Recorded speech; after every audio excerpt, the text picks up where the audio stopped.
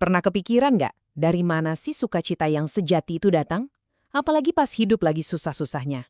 Nah, kali ini kita akan bedah sebuah gagasan yang luar biasa kuat yang lahir dari tempat yang ya sama sekali nggak kita duga. Oke, kita langsung aja ya. Coba deh dengerin perintah yang satu ini. Ini bukan saran loh, tapi sebuah perintah yang tegas banget. Bersukacitalah senantiasa. Seolah-olah itu belum cukup, diulang lagi. Sekali lagi kau katakan, bersukacitalah. Bener-bener sebuah pernyataan yang absolut. Tapi, disinilah bagian yang bikin kita berhenti sejenak. Kalimat yang penuh semangat itu ternyata ditulis oleh Rasul Paulus saat dia lagi di mana? Di dalam penjara. Iya, betul. Di dalam penjara. Lagi terbelenggu, dalam kondisi yang jauh banget dari kata nyaman. Nah, ini kan pertanyaan yang langsung muncul di kepala kita, ya kan? Mungkin Anda juga lagi mikirin hal yang sama. Gimana ceritanya orang yang lagi menderita justru nyuruh orang lain buat bersukacita? Rasanya aneh dan nggak masuk akal. Untuk menjawab pertanyaan tadi, kita perlu paham satu konsep penting dulu. Ternyata, gak semua rasa senang itu sama. Ada perbedaan besar antara kebahagiaan biasa yang kita kenal dengan sukacita sejati yang dimaksud Paulus. Keduanya itu dua hal yang berbeda. Dan disinilah bedanya kelihatan jelas banget. Di satu sisi, ada yang namanya kebahagiaan duniawi. Sumbernya dari keadaan. Dapat kerjaan bagus, badan sehat, hubungan baik, ya kita bahagia. Tapi sifatnya sementara kan? Begitu keadaannya berubah, bahagianya juga bisa ikut hilang. Nah, di sisi lain, ada sukacita sejati. Sumbernya dari Allah, jadi nggak goyah sama keadaan. Dan yang paling penting, ini adalah sebuah pilihan sadar, bukan sekedar reaksi emosi. Jadi kalau sukacita ini bukan dari keadaan, lalu datangnya dari mana dong? Nah, ternyata ada dua pilar utama, dua fondasi super kokoh yang menopang sukacita ini, bahkan di saat-saat paling gelap sekalipun. Ini dia inti pesannya. Kuncinya adalah pergeseran fokus. Dari yang tadinya kita pusingin, apa yang terjadi sama gue?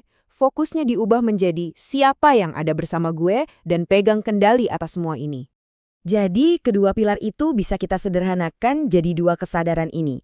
Yang pertama, kesadaran bahwa Allah ada di dalam diri kita. Dan yang kedua, keyakinan bahwa Allah berdaulat penuh atas segalanya. Yuk kita lihat satu persatu.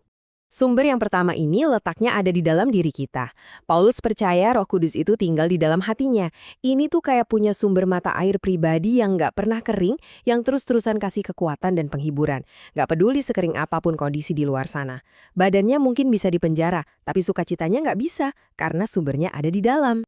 Sumber kedua adalah keyakinan mutlak bahwa Tuhan pegang kendali. Artinya, percaya kalau nggak ada satu hal pun yang terjadi di luar pengawasannya, termasuk penderitaan yang paling berat. Pesannya jelas, Tuhan tahu persis apa yang sedang kamu alami setiap detiknya. Keyakinan inilah yang bisa mengusir rasa takut dan memberi ruang bagi sukacita untuk tetap ada. Oke. Ini semua kedengarannya hebat ya secara teori, tapi gimana cara kita menerapkannya dalam hidup sehari-hari? Gimana caranya supaya ini jadi sebuah pilihan nyata, bukan cuma konsep di kepala? Penting banget buat kita sadar kalau hidup itu ada musim-musimnya. Ada waktunya Tuhan mengizinkan kesulitan datang, dan ada waktunya juga untuk kita berduka dan menangis. Itu sangat normal dan manusiawi.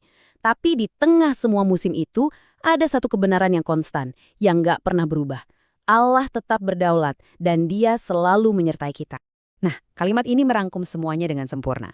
Memilih untuk bersukacita itu bukan berarti kita jadi orang yang menyangkal rasa sakit atau pura-pura semuanya baik-baik saja. Bukan itu.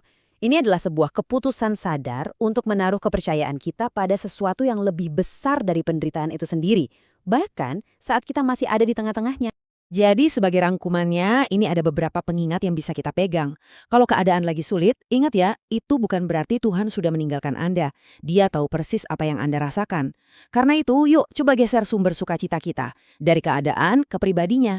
Pilih untuk bersukacita bukan karena semua sempurna, tapi karena kita tahu Dia menjaga kita. Tetap optimis dan percaya pada kedaulatannya. Dan sebagai penutup, saya ingin meninggalkan sebuah pertanyaan untuk kita renungkan masing-masing. Setelah mendengar semua ini, coba tanyakan pada diri sendiri dengan jujur.